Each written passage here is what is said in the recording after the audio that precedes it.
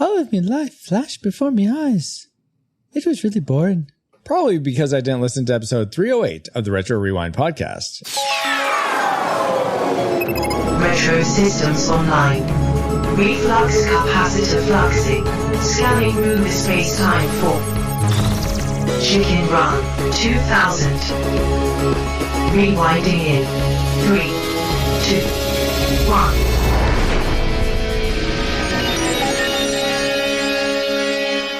Welcome, Rewinders and new listeners, to the Retro Rewind podcast, where we take a fresh look at movies and games from 15 or more years ago. I am your captain of the pod, Francisco Ruiz, and I'm joined by your XO and mine, Paul, the PaulJPowers.com Powers. Hey, Paul. You got it, dollface. Okay. Rocky Road. Rocky Road. Also, for this discussion of the film Chicken Run, we welcome back aboard Archives Officer Drew Dodgen. Hey, Drew. Them chickens, they organized. Yeah, sure they are. More and than now, us. now that and now that you have a quick flyby of who we are, Paul, can you give us a quick overview of the production specs for Chicken Run? Wait. Not Chicken Little? Disney's Chicken Little in 2005? No, I'm glad you're checking now before you're rewinding. Oh. Good job. Whew. All right, here we go. And not the chicken nugget one. All right. No, it's fine. Okay. Chicken Run. That came out. Right? Exactly, yes. Okay. November 2nd, 2000 What? on the Game What are Boy you doing? Color, Dreamcast, and PlayStation. Dang it. It was developed by Blitz Games. Stop. What? Stop. What? I made sure this time. Okay, but the movie Chicken Run, not the video game. That could have been brought to my attention yesterday. Fine. I guess that would still be old enough.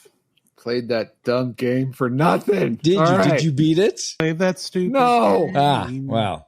Paul Hall. All right. So, the movie Chicken Run, right? The movie? Yes, the movie. All right. Was released June 23rd. Oh my All word. right. It runs an hour and 24 minutes and is rated G. It was directed by Peter Lord and Nick Park and written by Peter Lord, Nick Park, and Carrie Kirkpatrick, with lead stars being Mel Gibson, Julia Sawalha.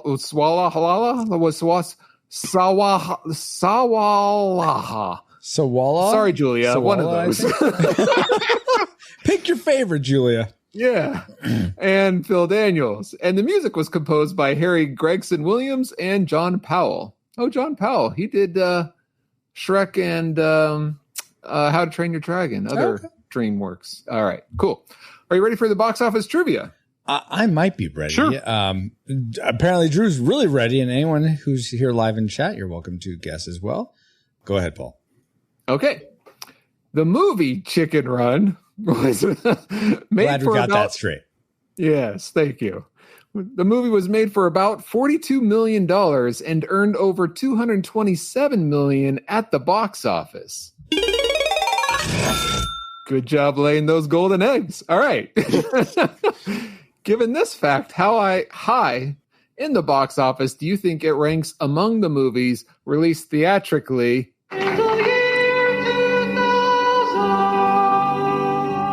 And since the budget was about $42 million, we'll go for the top 42.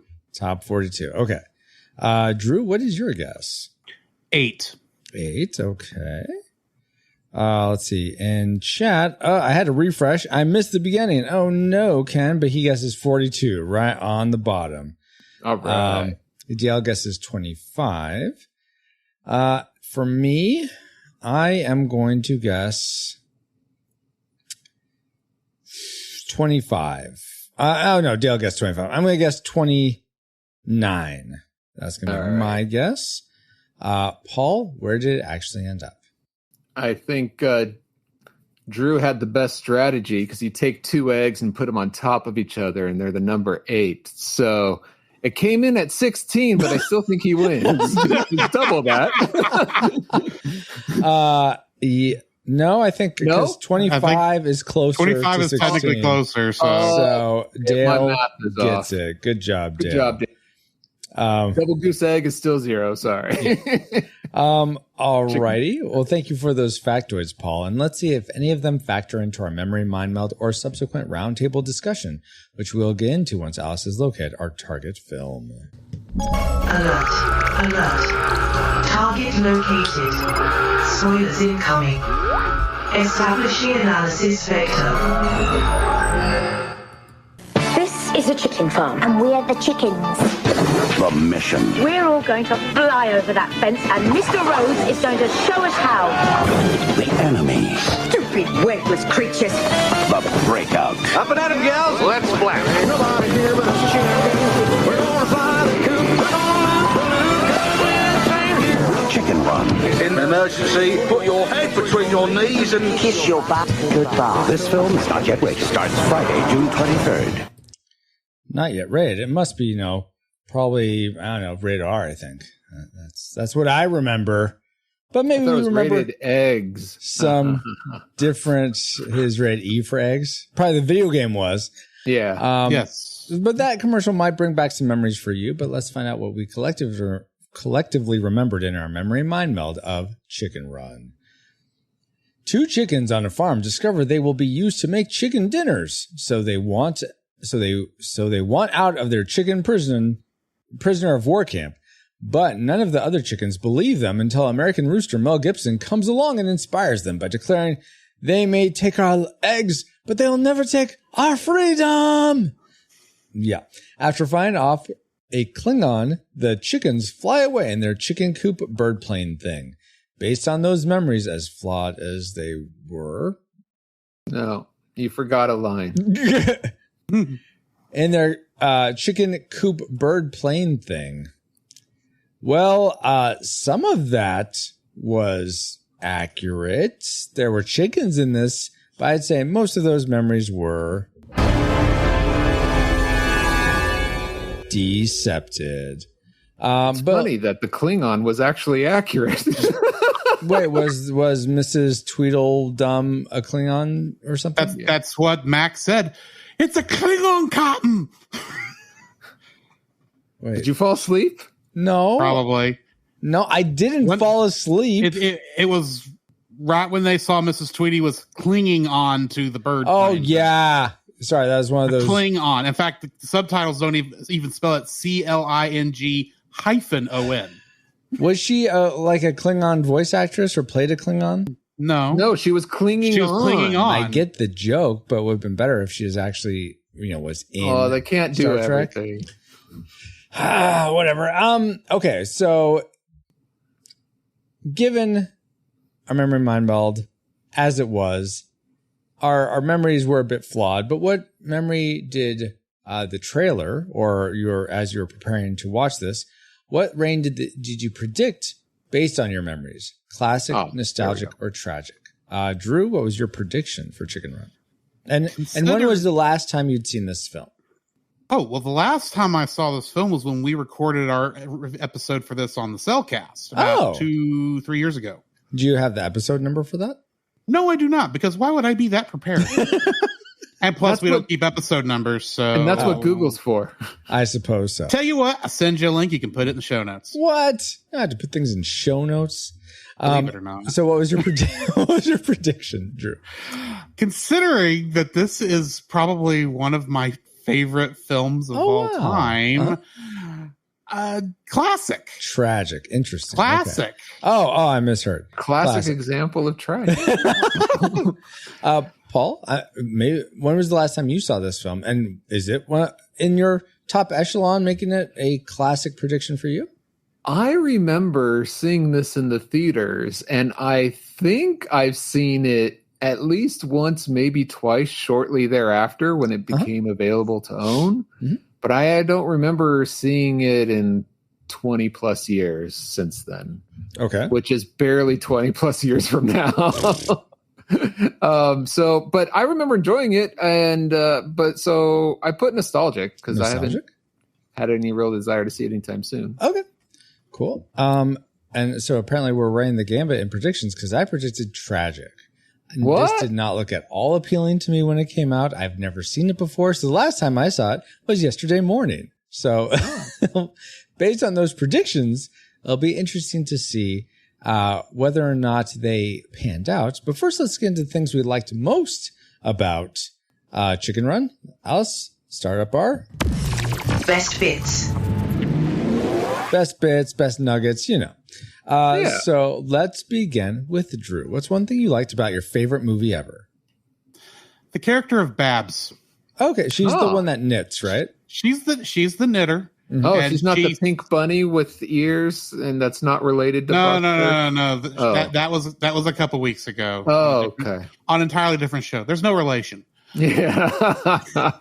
No, Babs the chicken is one of the funniest characters I think in this because she will take any situation and say the stupidest thing, and yet at the same time it's kind of clever and it makes me laugh every single time. Oh, okay. Yeah, and endearing. Yeah. Most of the time when you have stupid characters like this, I hate them because they're not funny. They just say stupid things. It's the same joke over and over again. Every time she says something, I am laughing out loud. And honestly, I can remember when I first watched this back in 2000 in the movie theater. I actually was afraid she was going to get killed when Tweety got to her. So Babs is one of my favorite characters is my favorite character in the entire film. So because she's funny, and you don't normally get stupid characters that are this comedic. Yeah, you know what's funny to me. You know what's interesting? Let me check my notes. That turned out to also be one of my likes. Babs the character. What are the odds? Yeah, she was sweet though. So that's one of my likes. Paul, what's one of your likes? I'm gonna go ahead and say the music. Well, the music really didn't stand out. Like I can't recall a theme. I did notice it like towards the climax. Like it had a little more upbeat, a little more rambunctious. So I think the music did a good job carrying its tone and everything throughout the film. So I thought it was good. Okay. Oh, yeah. That's interesting. As I check my notes one more time, that's also one of my likes. Oh, really? Wow. Was your favorite song? No, it wasn't. You're right. It should have been because it's a fowl. It's an Araquan bird, and it wasn't even featured. It would have been perfect. What are they thinking? Right. These chicken runners. It was very foul music. All right. So, wow. Two of my likes already, guys. It's amazing how you were both able to come up with things I liked. Are you sure you saw this? I saw it. Okay. Let's go back to Drew. What's something else you liked? I like that this is basically a prisoner of war escape movie, like The Great Escape. Or honestly, just because I grew up with the show Hogan's Heroes. Yeah. That's what this most reminds me of. And it's just a version with chickens trying to escape their chicken farm because if they don't, they're all going to get their heads cut off. So I appreciate that I like that and there's stakes in this film to the point where it's like so many kids films, they would, especially at this time, would shy away as much as they could from the word kill and dead. And it's like right in your face that's what's going to happen. Yeah. They even execute a character just off screen and you hear the thunk of the axe coming down and hitting the log. Yeah, but you don't hear the chicken flapping with its head cut off afterwards, which I was disappointed in. Yeah. I don't know. I think that would have taken away from the seriousness of the scene. Didn't hear a gush of blood, which was really weird.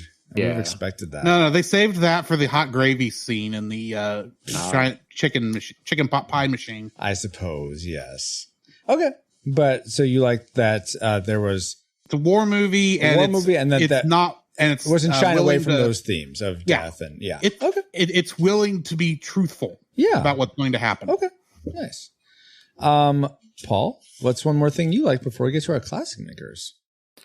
I think they did such a good job of making Mrs. Tweety so horrible and not likable that when Mr. Tweety came on, I felt increasingly more sympathetic for him. Oh, absolutely. And, yes. and it even to the point where kind of along the lines of Babs, it became kind of funny between his interaction and seeing the chickens and him. It's all in my head. It's all in my head. And going back and forth. I found it quite, that part is humorous as well. So they did a subtle way of setting up Mr. Tweety in comparison to all these other creatures that it made me endearing to the character. I don't know exactly how they did it, the way they did it.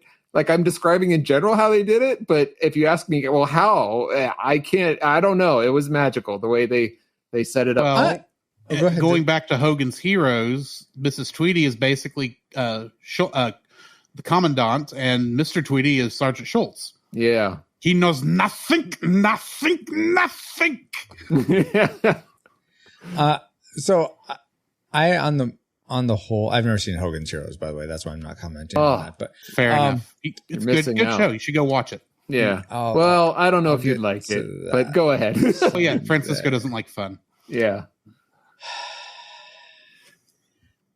Good listener, I'll have you know, I love fun when it's actually fun. But Paul, I was going to say that, the thing I agree with you about Mr. Tweety. I definitely felt compassion for him more and more as the film went. I really wish I would have seen him just outright kill Mrs. Tweedle, because I thought he did, because at the end, didn't he he left her to die, which would have been fine. He pushed the wall, but she on lived. Top of her. She lived. Yeah. And I mean, let me. I mean, you showed that chicken dying off screen. Just let me imagine that Miss Tweedle died. You don't have to show her at all. You don't have to open the door. Just she's gone, or you see a hand out of the pot of gravy, and that's it. Yeah, maybe she's just floating. Sure. Or sure, maybe it's off screen. You don't know if she died or survived. We see her. Upside down we in the see gravy. her. Or you're saying they could have just done that off screen. Yeah. Yeah. Okay. I thought you were saying they did that off screen. I'm like, no, you see her. Okay. No, they could have done that. Gotcha. Yes. Because maybe the axe missed the chicken head as well. We don't know. That's a good point. Yeah. So since you guys seem to be raising suspicions that I didn't see this movie, I will start the classic makers. How about that? Will that help you guys? Atta girl, Babsy. Atta girl. And actually, that quote isn't quite my tragic maker, wow, classic maker, but it's related to it. So I thought it was quite. I got a little bit of a like. Oh yeah, that's funny. Oh no.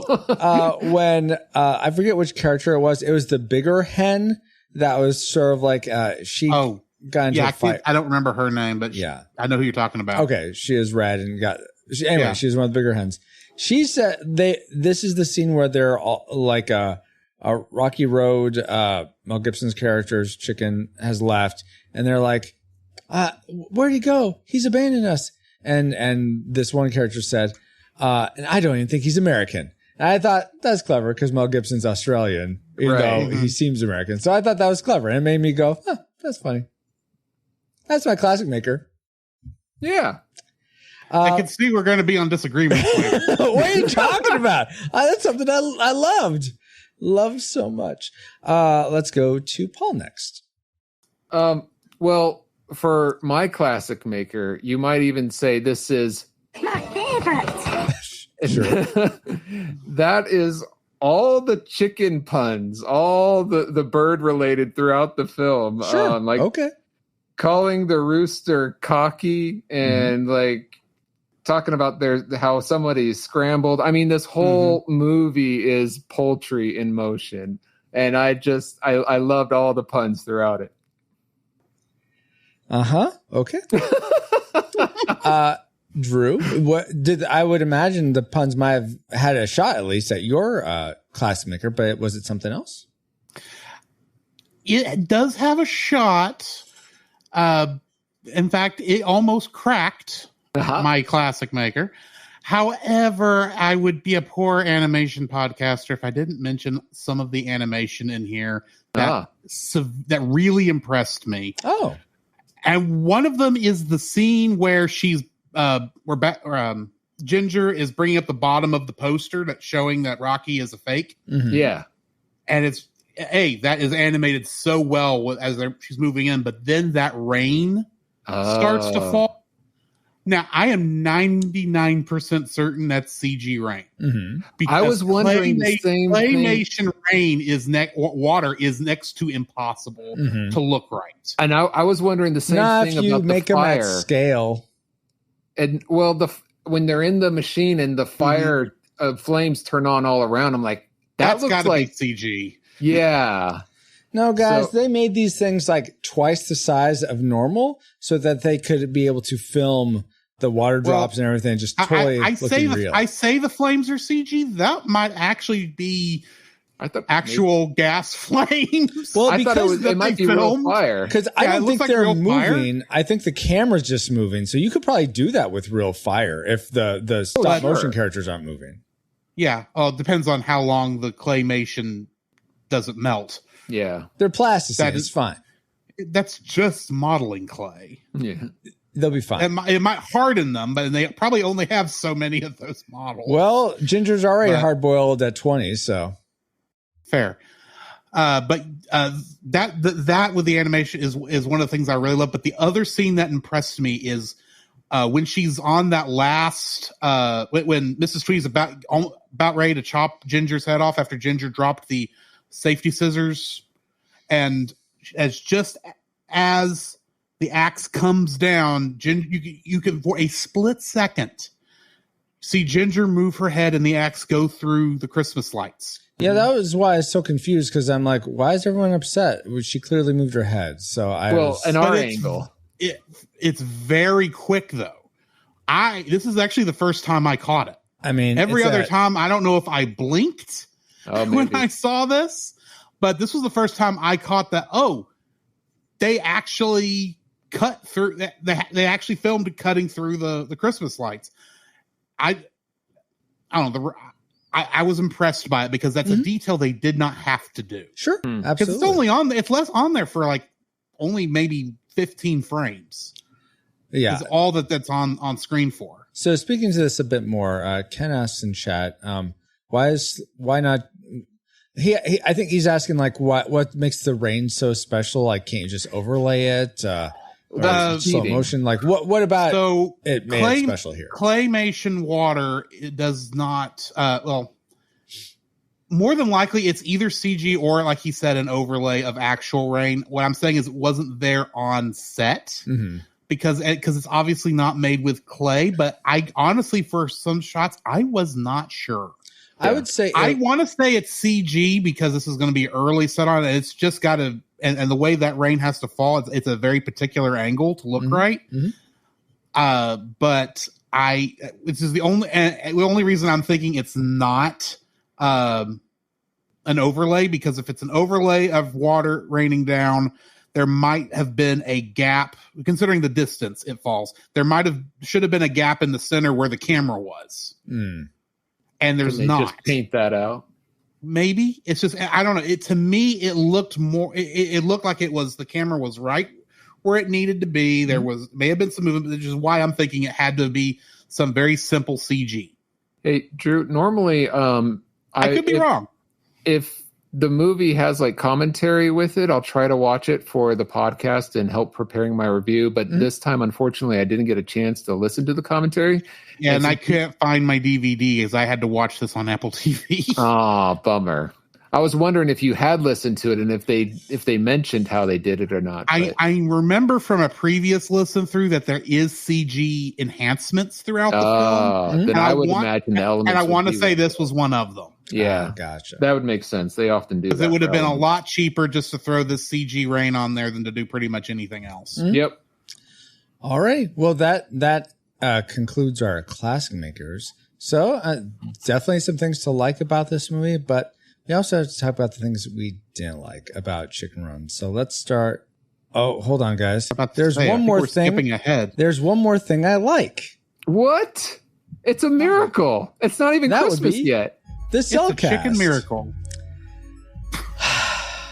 The Cellcast, hosted by Jacob and Drew, review animated movies and TV shows, discussing what they appreciate about the medium in whatever form it takes, whether it is traditional hand-drawn animated movie, claymation shorts, or a 3D CGI series. Check out some animated reviews when you subscribe to the Cellcast at thecellcast.podbean.com. And don't forget, Cell is spelled with a C and a single L at thecellcast.podbean.com. That would be CEL for those who are wanting the full spelling. Sure. And POD, dang it. THECELCAST.PODBEAN.COM. Exactly. And the Cellcast is great, Francisco. In fact, I wanted to thank you, good sir, because on one of their previous episodes, when they were reviewing Tiny Toons, How I Spent My Vacation, you came and defended what I said about Batman Mask of the Phantasm. So I wanted to say thank you, sir, for saying how boring it was, how slow and boring Mask of the Phantasm was. I don't even remember when this came up, but you're welcome. Are you saying I was defending or Drew? I made the comment, and then you, Francisco, came in the chat and defended me. Okay. I'm sorry. I'm forgetting. It's been a while. Huh? Yeah. Okay. I thought you were saying Drew defended you against me saying it was so boring. He took Jacob's side. In fact, I miss Jacob. I wish he was here. But Mask of the Phantasm was one of the best Batman movies, in my opinion. So. Well, there's not many. Clearly, you haven't seen Batman 1989 or Batman Begins, but okay, that's fine. I have seen every Batman Not everyone can see everything, Drew. I get it. What? It's okay. It's okay. There may be a couple of straight to video ones. There are many straight to video ones. There's a plethora of Batman movies to choose from. That's why it's one of the top. I have seen a lot of them. So yeah. All right. Anyway, but what does the Cellcast have to do with Chicken Run? Nothing. I didn't say it was a like about Chicken Run. I just said it's something else I liked. Oh, random. We did review this film, so maybe that's why. Hey, you know what? Why are we reviewing this film? Yeah, why are we reviewing this film? As my wife tells me I'm wrong in chat. Because you asked me for a patron pick, and I thought, what would be a fun movie that's animated that I could do on here that I haven't had I haven't forced these guys to watch yet. Well, thank you, Drew. This is a classic in my opinion. So, well, we want to thank you for being a patron and for picking. Yes, thank you so much, Drew. That's why you're reviewing it. Oh, yeah. Awesome. Okay, so hey, Francisco, I know you're loving this talk about Chicken Run. Is there anything else we can talk about Chicken Run? Well, how about some trivia about Chicken Run? I know you guys. Yeah! I know we're all loving Chicken Run, so let's go back to Chicken Run. So, did you all realize early in development, Mac's name was supposed to be short for McNugget? With that in mind, Mac? I think the one with the glasses. The one who's giving it all she's got, Cotton. Oh, the old Scottish. The Scottish scientist chicken. Oh, yeah. Okay. The one who developed, who's smarter than any human and can make a plane out of a chicken. Exactly. Okay. So with that in mind, my question to you guys is, it's not flying it for some reason. My question to you guys is, which fast food chain makes the best chicken nugget in your opinion? Okay. Let's start with Paul. Yeah. Okay. For me, I would say Chick-fil-A. Especially, I love their Chick-fil-A sauce with it. Okay. So for me, it's even though they're so more expensive now, but that's my go-to. Okay. How about you, Drew? So nugget is a very broad term, as I think it can also include boneless wings and popcorn chicken, and I'm actually going to go with Sonic's popcorn chicken. Oh, wait, okay. Sonic has popcorn chicken? Sonic has popcorn chicken. I didn't know this. Is it very bready? Because I like popcorn chicken, but not when it's too bready. It's a thin bread. It's okay. Mostly the chicken. There is a breading. And you got some decent sauces there at Sonic. And of course, their Cokes are good. So yeah. All right. I'll have to check that out. Assuming you got a Sonic with good Cokes. Yeah. Yeah. Sonic's has good Cokes if they have good Cokes. Thanks for that, Drew. Those who have partaken and are connoisseurs know there's a difference depending on location and what local water supply. Gotcha. Okay. What about you, Francisco? Where do you lie on the nuggies? I actually like Wendy's spicy chicken nuggets. Oh. So I like those. But I would have to, if I don't have like a sauce or anything, I think I'm more leaning your Camp Paul of Chick-fil-A's nuggets. Those are good. Yeah, I can see that one. Yeah. Dale agrees. Chick-fil-A. Ken says McDonald's and Safeway. Okay. But yeah, sauce makes it. Awesome, guys. Oh, and Baba says Wendy's for him. I mean, if I was really going to play it safe, I'd just say Tyson. But that's not fast food. Yeah, I meant that. Yeah. So yeah, I said fast food chain specifically. Dun dun dun. Yes. Thank you, Francisco, of course, for having some trivial fun with us with that question.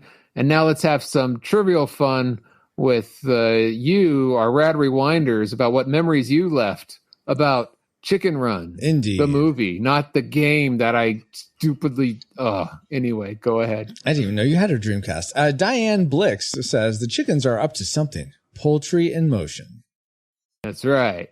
Daryl Hafner says, growing up, we actually named 2 of our pet birds Rocky and Ginger because of this movie. For me, it's a classic. Lots of fun memories tied with it. Nice. Wardale White says, I think I remember people liking Mel Gibson as the rooster. I think more is what I mean, than his character in Disney's Pocahontas. Other than that, I remember it being a fun movie. Dustin Warford, who's apparently a big deal. That's what I hear. Mm-hmm. I may be in the minority here, but I didn't care for that movie at all. What? And Who Will Save Generation X podcast says, I don't know why, but the animation on these characters are kind of creepy. I think it might be crazy eyes staring into my soul. As if they knew the date and time that I will die. Now they just want revenge for all the chicken you've eaten. They want revenge for all the chicken I've eaten. All right. Yeah. Chicken vengeance. Okay. But the Wrath of Cluck. Oh my gosh. I feel like both Dustin and Who Will Save Generation X podcast comments sort of lead us into things we didn't like. So let's get there, Alice. Worst woos. Okay, guys. I will start things off here with. All right, you limited to only 3, right? Yes. Okay, just 3.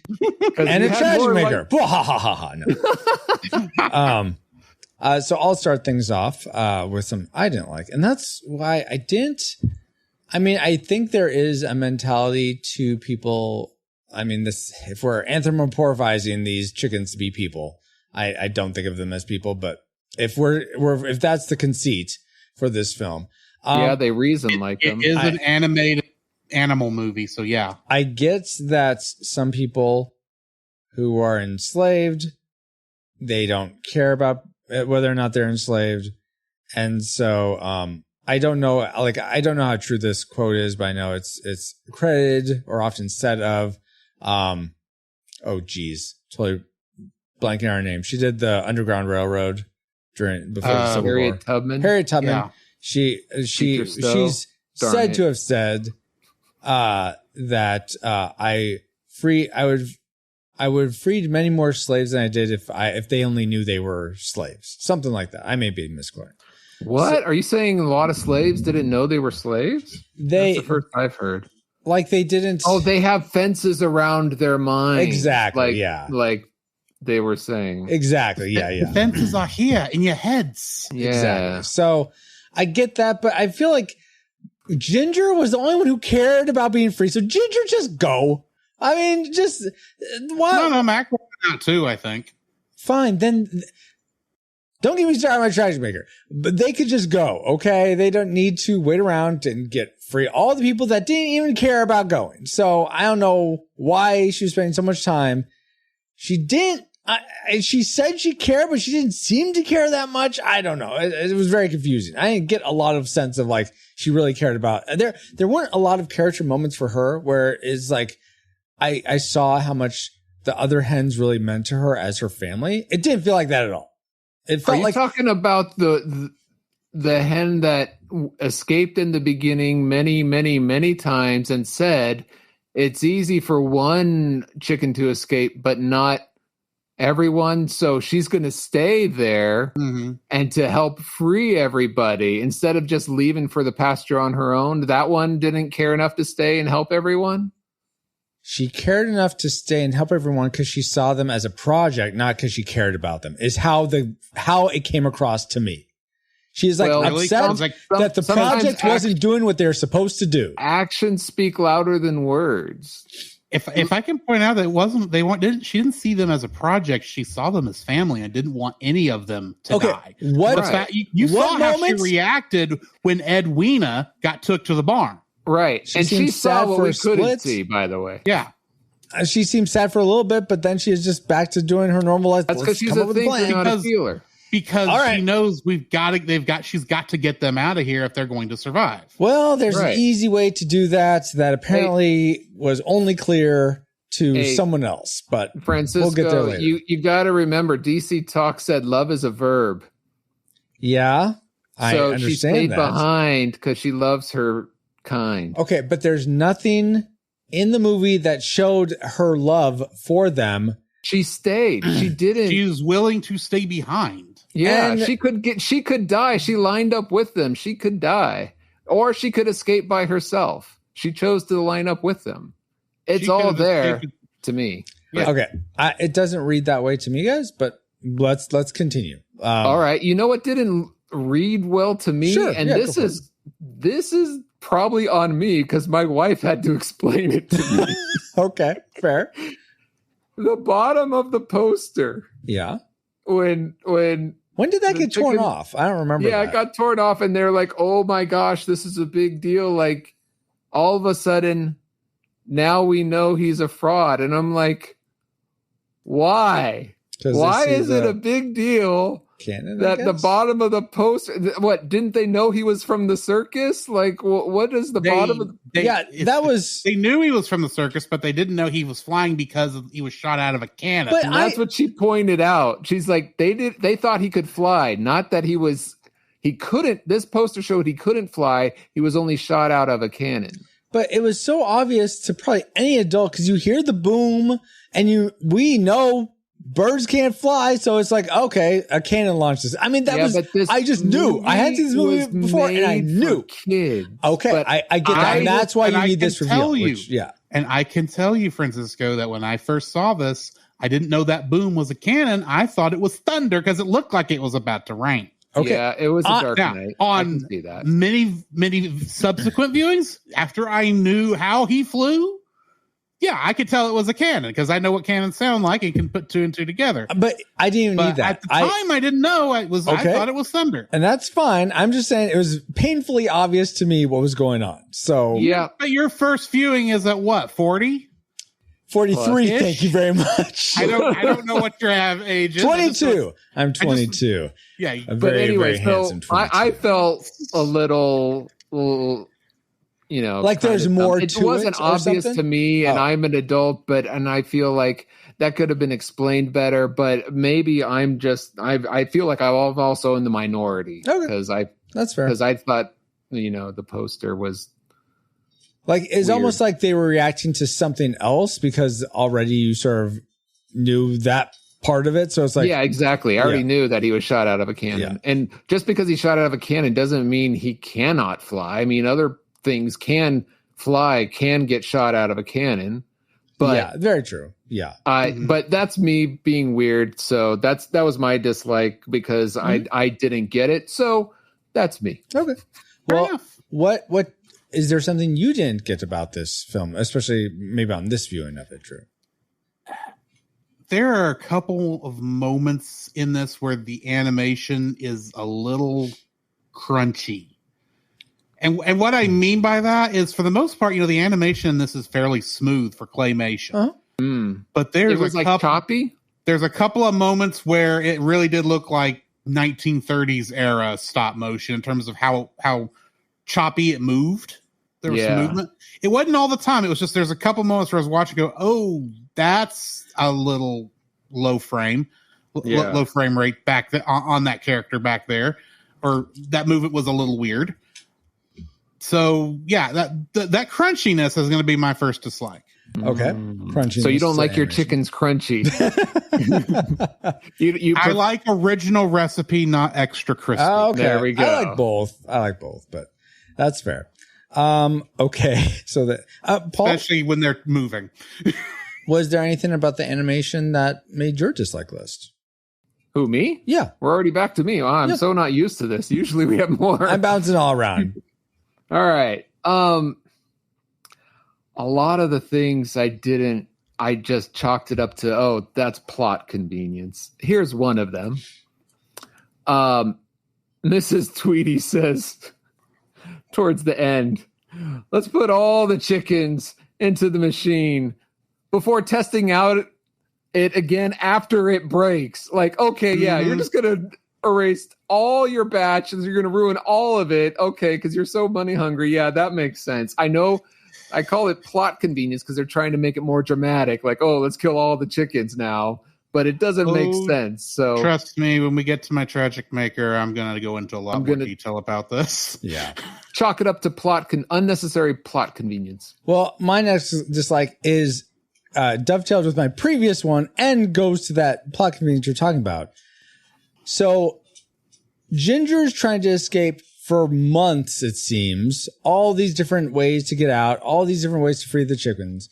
And like 2/3 of the way into the movie, that's when she decides to explain why it's good to be free. Oh, we'll get to be in grass and all these things. I'm like, so you decide that they would just know your mind of why freedom is so good. First off, she's telling that to Rocky, and the other chickens are all in their coops. Why would Rocky need to know it? No, all of them are around. They're all around, from what I recall. It's not just the line you used was specifically when she's talking to Rocky about there being green grass to run around in, because she doesn't know what that's like, and she brings that up too. Freedom out there. No, before that though, I think he's mainly talking about with the other chickens. Yes. I mean, that was admittedly for the convenience of the audience to explain why they want to be free. If for some reason you don't know why freedom isn't a good thing. Yes, but here's the thing. I get that. We know it, and it's obvious to us. I don't. Because they asked, who's going to feed us? And I'm like, who's going to feed you? And this grass? Yeah, and this is why I'm like, see, they don't want to be free, so why are you spending all your time trying to free them? But it's like, you should have led with that instead of wasting all your time trying to free them for something they obviously don't want. You know what? It reminds me of Moses, with all the Israelites in the desert. Yeah, that's fair. That's fair. I will say when I watched this, I had always interpreted it as this is the 30th time this month in the last 30 days she's given this speech. She's got it practiced about what it is. You think she says it every time? Because she's still trying to convince them it's good to get out of there, and they're thinking, no, we want to stay here, and where the farmer will take care of us. I will give you they that can't imagine they can't really imagine what that must be like. And if that's the case, I would have loved a montage of her saying it over and over again, like the first few words you hear over and over again. But maybe there's no time for that. And I think that's a great explanation for it, Drew. I'll leave it at that. That's how I have always interpreted. Okay. All right. Because I think that's how something like that might have gone in, one of these prisoner of war camps. Because this is a great escape movie when you get right down to it. Well, it's an escape movie. I was quoting a movie name, but whatever. I know, and I was riffing on it. Drew, let's go to one more dislike for you. Another dislike for me. This is a toughie, and I'm going to be nitpicking a little bit here, but I really don't like Mel Gibson in this movie. Oh, really? Oh, wow. It's not that he does a bad job. It's just of all the characters, I think it's because this is the only voice I recognize. Oh, really? So it stands out because of that? because most of the other actors in this, they are British. Mm-hmm. And when I go through the cast list, none of them are names that stand out to me, really. Yeah. Mm-hmm. I mean, the Babs, the actress for her, I really thought was a character in Doctor Who, and I looked it up, and she's not that character. So that was the closest one I thought. But yeah, I think it's because I know that's Mel Gibson, and I knew it when I was a kid, when this movie came out. Yeah. I think it just took us like, okay, he's the actor. I have a hard time suspending my disbelief with him. Mm-hmm.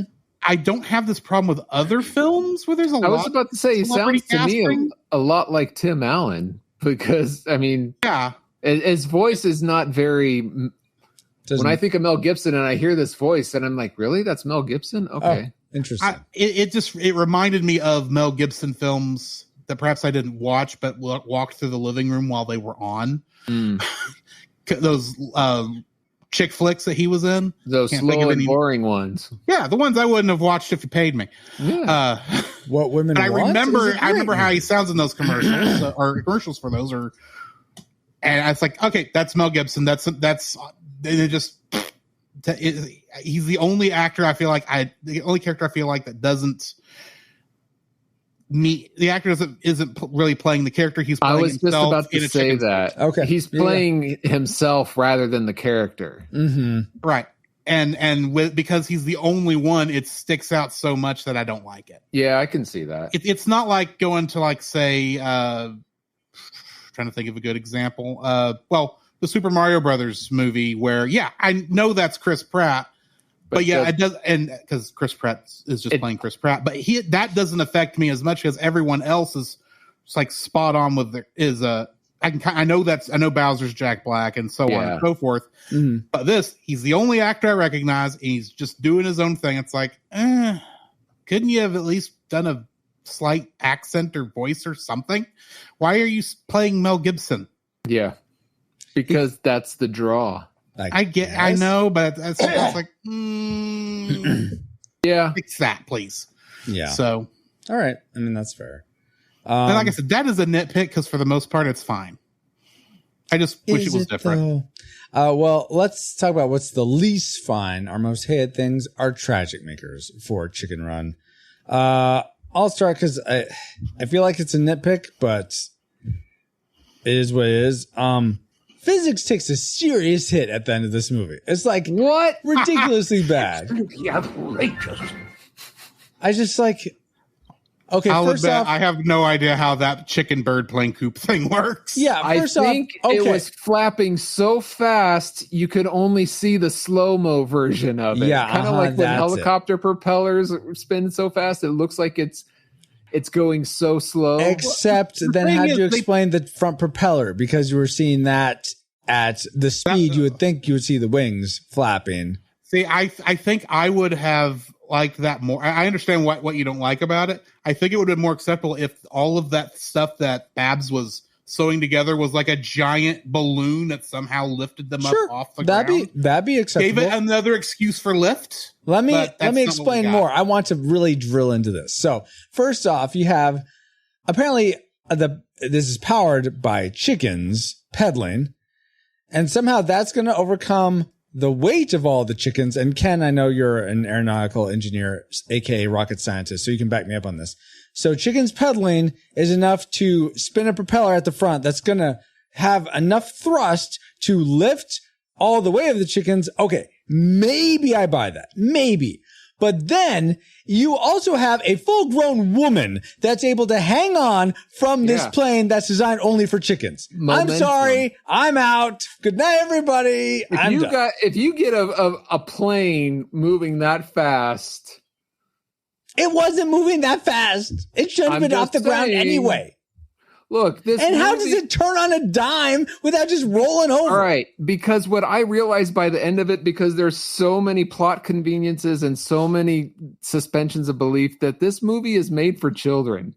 Yeah, it is made for children. It's not made for adults. I know it's frustrating because most of the animation I watch now is anime that has all these like deeper themes and all this other stuff. And this is the first animated thing I've watched in a long time that I go, oh, This is made for kids. Well, but here's the thing. There's other which is films. weird because so much of the rest of the movie, when you discount they're talking chickens, is seemingly realistic.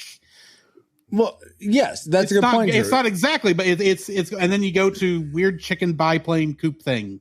No, it's throughout. And I'm going to say, but there's so much that is made for kids that I think really resonates with kids and adults. Like your Tangled, your Beauty and the Beast, your what's some Kubo and the Two Strings. I feel like if we're going to stop motion. Yeah, I was wondering if you were actually going to list 3 Disney movies in a row. How dare you? And that's not the cut of my jib, no. So I think it can be done, but sure. Yeah. But I feel like this doesn't really walk that line very well. It's either they vacillate between the two extremes instead of trying to find the line admittedly, they did Aardman at the very end, where they did the crazy invention like they do in the Wallace and Gromit stuff, where it just gets absolutely ridiculous. So, right. All right. So I admit I can see why you would have a problem with it. I kind of let it go, but all right, that's fair. Well, what didn't you let go, Drew? What was your tragic maker? Mrs. Tweedy's plan leaves a lot to be desired. That's for sure. Also, fix the dang machine yourself, lady. I Miss Tweedy, just get out of there. You don't need to be there. All this money for advertising and let's let Drew talk. I'm sorry. Go ahead. Yeah. She spends, I don't know how much money on this all-in-one machine. Right. And packaging. I know how packaging goes, even cheap stickers on white boxes like this is. Yeah. And she has a billboard. Right. I know this is like supposedly around the 1950s based on everything I read. Not that the movie tells you that. But I'm assuming that's expensive even then. Sure. For the time. And instead of, I don't know, splitting the chickens between some that are going to have eggs so you can keep the egg business going, and maybe, I don't know, make more chickens? Yep. There's an idea so that you actually have a stock. Because here's the thing. There's about 50 chickens there. I was going to be nice and say 60. You've got 60 chickens on this farm. That's not a lot. Granted, she's only talking about like 5 grocery stores, I'm guessing, is all she's filling, and they're not American grocery stores, so maybe it's not a whole, maybe you don't need that much.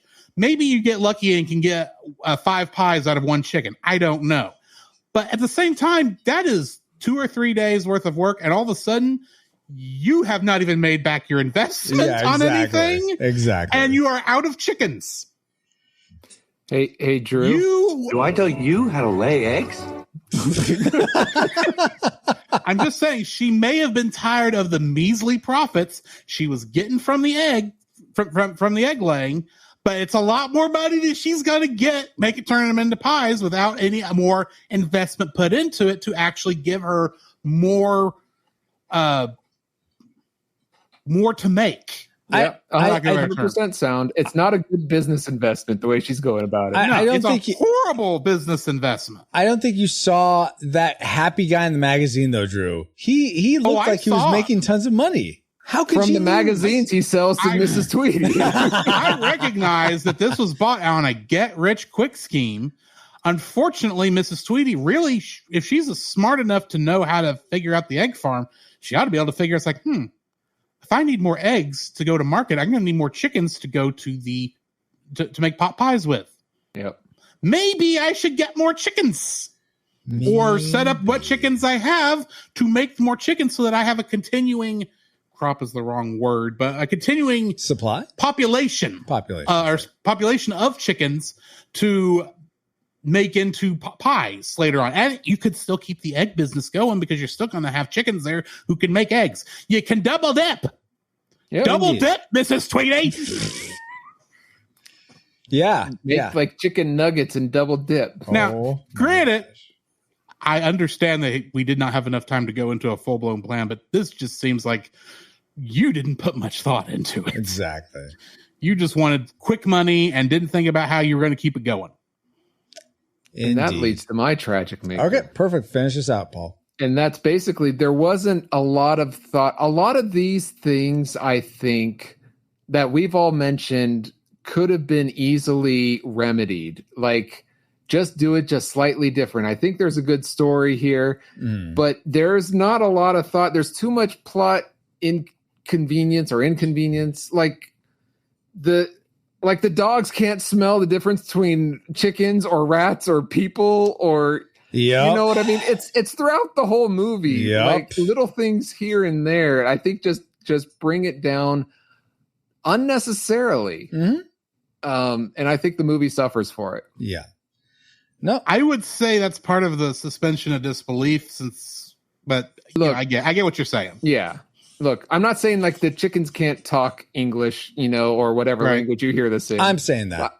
I'm just saying, like, all these dislikes that we have, I think, are easily fixable in the plot if you just take a little bit more time. No, yeah, I think you. And I will also say a lot of what I'm bringing up here. It's because I'm reviewing the thing, and I have to come up with stuff to say in this section. I will tell you in the process of watching the film, I usually don't care about these things. Oh, okay, interesting. I did, unfortunately. I do most of the time, but okay, that's totally fair. But all right. I have a difference in watching movies for review and movies for enjoyment. I probably do as well. Fair enough. But regardless, now that we've entered all our trajectories into the firing computer, Alice, do you have a firing solution for us? Firing solution complete. Rating salvo armed and ready to fire on your mark. Alrighty, do we rate Chicken Run a classic? We'd recommend anyone go see this, whether or not they've seen it before. A nostalgic, it's worth your rewatching if you enjoyed it as a kid or the last time you saw this. But if you've never seen it before, don't take your time to watch it now. Or do we rate it a tragic? It's not worth anyone's time today. If you've never seen it before, keep it that way. And if you have seen it before, don't sully any good memories you have of it with a rewatch. Let's begin with our guest, Drew. What is your final rating for Chicken Run? You had predicted classic. Did it stay that way? So here's a funny little story about me with this movie. Okay. About 20 years ago when I was in college, I had a class where we were talking. I didn't stay in this degree plan long, but it was a business management class of some kind. And I had to write a report based on a movie that showed good business management. Huh? And I did it on the chickens in this movie, not Mrs. Tweety, because there was good project management, I felt. In the movie. Okay. And the fact that this was the only movie that I thought would do good for that, despite the fact, I'm a big Star Trek nerd and a couple other things, I think that kind of tells you how much of a classic I think this film is. So it doesn't. Can you explain it more? Even though I have problems with the film from a critical point of view, I just do love this film. I think it's one of my, like I said, this is, if I was on the Rushmore show for best animated movies, I don't know if this would be my George, but it's going to be very close. Oh, wow. It would be on your mountain. It would be on on my mountain. Wow. I'm flabbergasted, but okay. So classic for Drew. Now we like to hear what you, our reflux capacitors, the people that support us, through locals, we asked for you guys to vote on these movies, and collectively together you rated Chicken Run a nostalgic film. So we have classic and nostalgic. Paul, you had predicted nostalgic. What did you end up rating this? I predicted nostalgic, but I was hoping for a classic because I wanted to enjoy this. Yeah. Unfortunately, it did not go up that high, but I still enjoyed it. So I kept it at nostalgic. Okay. Then for me, you know what, guys? After having this awesome conversation and reflecting on these chickens and just how well animated they were, and some of the themes of escape and freedom made me want to free myself from the shackles of this movie. So I rated it a tragic. I never want to see it again. Oh, sorry, Drew. But according to Retro Rewind, let me rephrase this. Roy, I don't think we're ever going to agree on the movie. Hold on. My name ain't Roy. There you go. What did you actually try to say, Drew? To repeat, Roy, I don't think we're ever going to agree on a movie. My name ain't Roy. And that's fine. We've agreed on movies. I think we've agreed on some of the Star Trek movies. Maybe. I don't remember. It's been a while. Not anymore. But they're both tragic, Ken. But according to the Retro Rewind podcast, we rate Chicken Run a disputed nostalgic film. So if you remember liking it growing up, yeah, it's probably worth your time to watch again to get it today, but don't take your time to watch it if you've never seen it before. But now it's time to get back to our own time. Good old 20XX. 20XX? Calm sat online, awaiting incoming transmissions. Feels good to be back, but we wouldn't have been able to travel back to 2. Oh, sorry.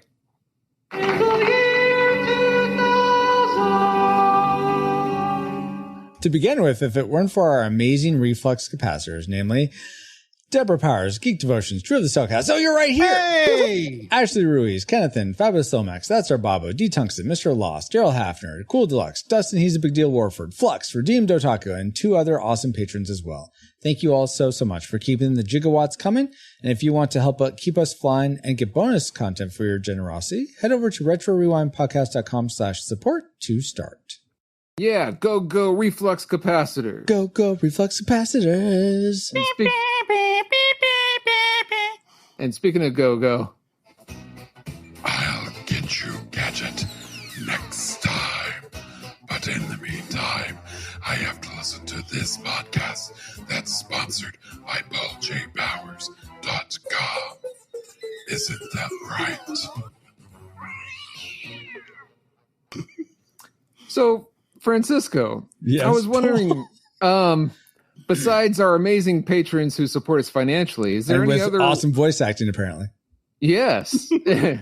And are there any other ways for people to support the show not financially? Well, I mean, we accept chicken pot pies, or chicken nuggets, Yeah, any chicken product.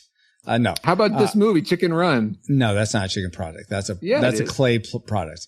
Oh. I'm not into ceramics. Maybe it's a chicken byproduct. Oh gosh. Anyway, but seriously, Paul, yeah, there is a way you could support us. You probably enjoyed this episode if you made it this far. So if you aren't driving, tap the share icon on your podcast player for this episode and send it to a friend saying, I know you like Chicken Run, or I know you like Claymation movies, so I thought you would like this podcast about it. Yeah, cool. And I bet they'll thank you for it. I think so too. Speaking of thanking people, we want to give a big chicken hug to Drew for supporting us with his thoughts on the movie, the fabulous movie, almost the number 1 movie of all time of animated films, according to Drew. Wow. Chicken Run. And since we like to go alphabetically, we'll start with Drew. That's good. Since you're the only one Good here. to know I'm first in a list concerning only myself. Yes. Drew, where can people find you online, and what cool things do you have going on that they should know about? Well, you can find me over on the Cellcast podcast, where we review animated movies and television shows. That's over at thecellcast.podbean.com. And, well, coming up in the month of September is Bad Movie Month. Oh, so you're going to review Chicken Run again? No. We've got some fun movies on the docket. That sounds even worse. A little bit of a Troll in Central Park. Oh, no. Raggedy Ann and Andy and the, I don't know what you call that kind of trip. The acid trip. Nearly. Nightmare fuel. I lost what the second movie is. I can't even think of it right now. But the first movie we're starting off with is the final movie in our trilogy of animated Titanic knockoff films, In Search of Titanic, which, from my understanding, has a war with toys involved with it. Oh. I really am worried about this thing coming up. But if you want to hear us be tortured and maybe at least have some good fun reviews, probably bashing these films, go check out the Cellcast over at thecellcast.podbean.com. And we record live every Friday night at 6:30 Central, except for Labor Day weekend. Oh, well, that's good. And most holiday weekends. Good to know.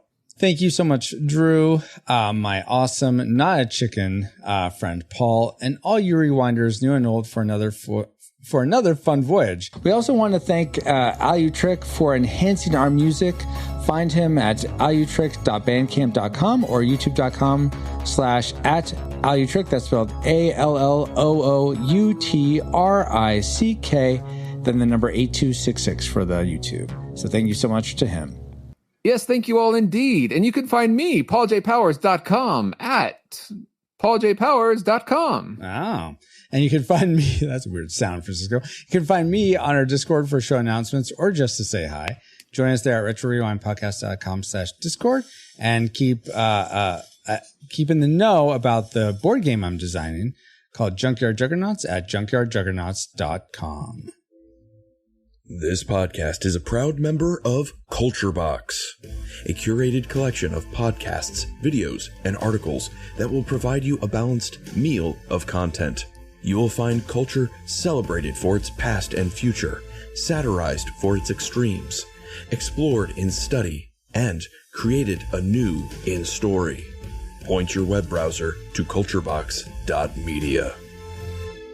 And as Mel Gibson... Uh-huh? Was that the farmer?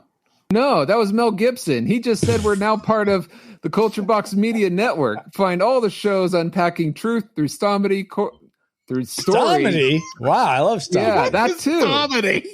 Stomedy, Corey, and Geekery, along with story, comedy, and geekery. It's all at culturebox.media.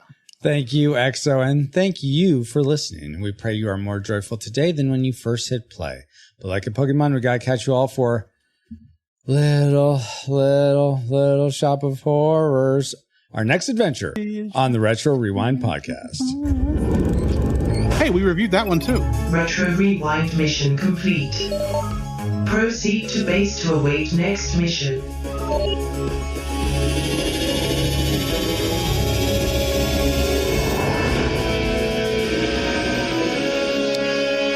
The exits are located here and here.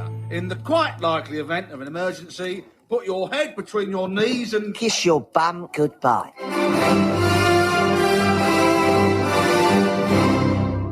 In addition, we Who's also Batman? also dun, dun, dun, dun, dun, dun, That wasn't the sound effect I was doing. You triggered it. I can't help myself.